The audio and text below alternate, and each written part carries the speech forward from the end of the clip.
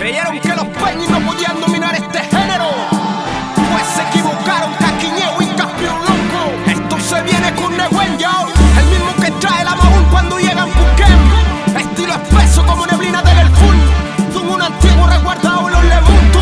Ya tú sabes, Yafu y Uquem vaya felu, a los picuches, pa'l disco Yafu. ¿Cómo suena? ¿Tú quieres saber por qué esto se llama Yafu? Óyalo. Sonido duro, mensaje duro, para los peñis cabeza dura, los cocura que reniegan su cultura. Duro para el Huenchana, loco y fit sin armadura. Quiche como el indio pícaro para todas esas chiñuras. Duro Yafu, como la realidad de nuestro pueblo, despojados de la tierra, encarcelados, resistiendo. Nuestra historia ha sido dura, por eso vengo sin mesura, con mi reggaetón mapuche aplastando la censura. Duro como el Collán, duro como la Luma, duro somos los mapuches, fuertes y bravos como Puma. Yafu no es solo mi disco, Yafu no es pura figura, Yafu es todo mi pueblo empuñando el toquicura.